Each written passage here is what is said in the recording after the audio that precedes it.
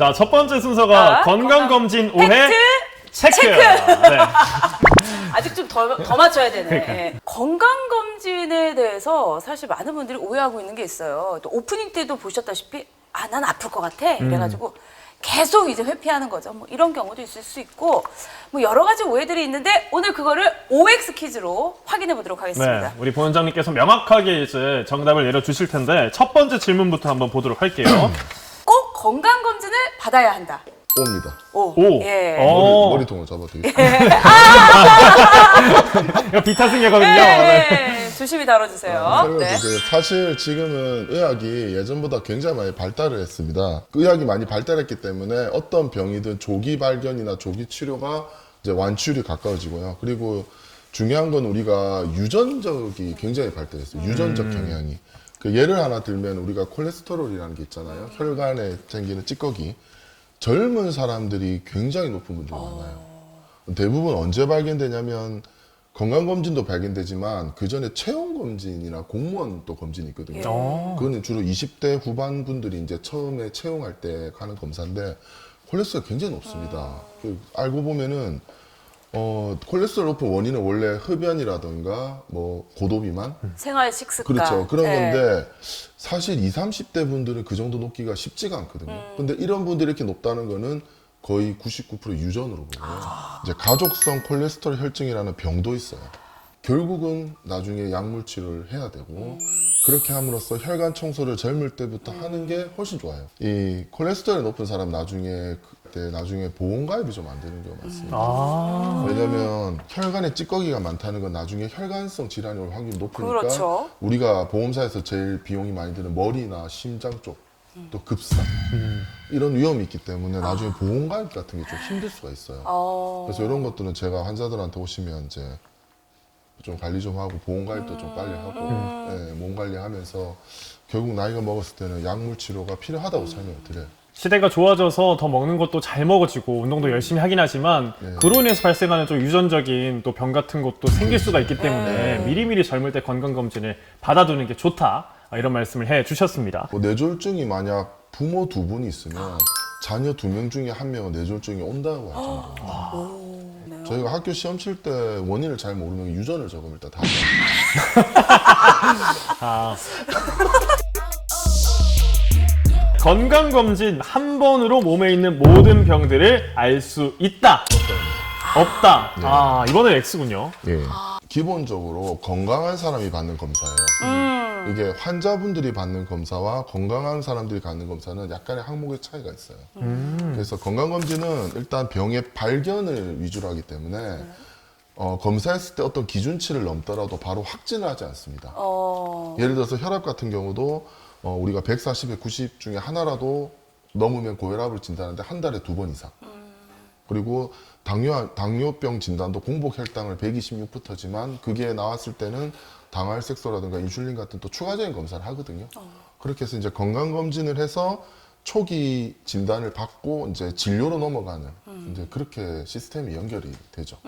이거는 이제 옛날 분들이 이야기인데 유방검사를 권유하면 자기는 만져지는 게 없대요.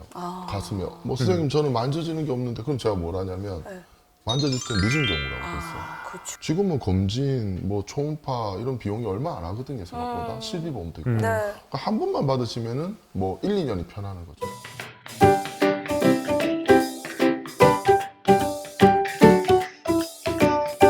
남자와 여자가 받는 건강검진 좀 다를 것 같아요. 네. 그쵸. 방금 전에 말씀하셨던 것처럼 유방암 이런 것도 있을 수 네, 있고요. 맞아요. 그렇다면 건강검진 비용에도 차이가 있다.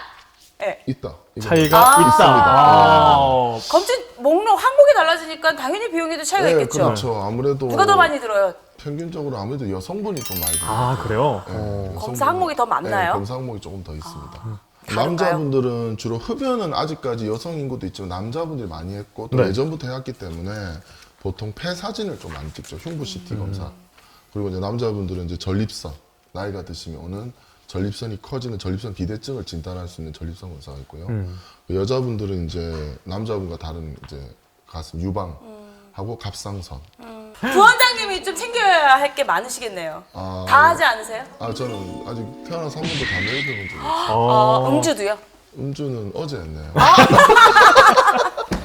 아 진짜 흡연 안 하시고. 네, 담배는 안 피우고 있어요. 아버지께서 이렇게 탁 창가로 가가지고 이렇게 담배를 탁 피는데 뭔가 그 모습이 되게 애처로워 보이는 거예요. 그래서 제 동생이랑 둘이서 이제 손잡고 우린 담배를 피지 말자 이렇게 해서 그런 따뜻한 일화가 있답니다. 그래도 그걸 또 지켜낸 것도 저도 신기하네요. 있어요. 저도 어머니가 어릴 때 담배 피면 머리가 나빠진다고 못 피지 말는데 알고 보니까 이제 알코올이 뇌에 영향을 받고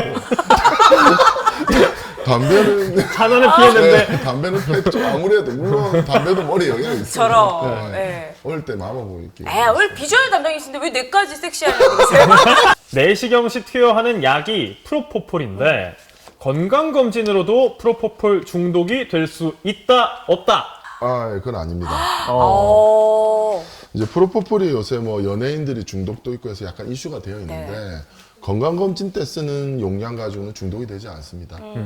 그리고 뭐 한간에는 프로포폴 중독자가 이 병원 저 병원 다니면서 내시경을 받는다는데 그게 또 사실 진료라는 게 이렇게 간단하게 환자가 원한다고 해주진 않아요. 요즘 병원은 이제 미다졸람을 씁니다. 근데 미다졸람의 차이는 시간이 좀 길어요, 깨는데. 그리고 기억을 잘 못해요, 앞에 있었던. 그래서 이제 보통 검진할 때는 보호자를 동석하라는 거예요. 맞아요. 네, 끝나고 나서. 리스크가 더 큰 것 같은데요? 저는 그냥 프로포폴 맞으면 리스크 너무 크잖아. 아, 그런가요? 기억력을 잃고 아, 기억력이 아니고 앞에 했던 검사를 기억을 못하는 마취가 안 깨고 아, 이거는 정확하게는 우리가 뭐 수면이라는 우리가 진정이라는 말 씁니다. 진정. 가면. 그래서 그때 마취했을 때 이제 별의별 뭐, 머릿속에 그쵸. 있던 말이 막 나오기도 해서. 뭐 주사로 했던 말들 맞아. 같은 경우에도 막 나오고 막 그런다고 하더라고요. 네, 본인은 저희- 기억을 못하고. 지난 시간에 또 그 부분에 대해서 좀 다뤘었거든요. 난폭행위를 하신 분도 있어요. 몸 이렇게 그래서 묶어서 합니다. 지금 본인이 깨고 나면은 이제 목이 아픈 게 아니고 팔다리가 아파요. 다 묶여 있어가지고. 발버둥 치다가 너무 누가 날 때린 건가? 내가 누굴 때린 건가? 예, 그래서 요새는 미다졸람이 대세입니다. 중독성도 약간 있기 때문에. 가끔 건강검진 받을 때 운전해서 가는 경우도 있잖아요. 그러면 절대 안 되겠네요. 네, 그 특히 받고 나서는 이제 수면 내시경 같은 거 했을 경우는 반드시 보호자 아니면 대중교통을 이용하는 게 좋습니다.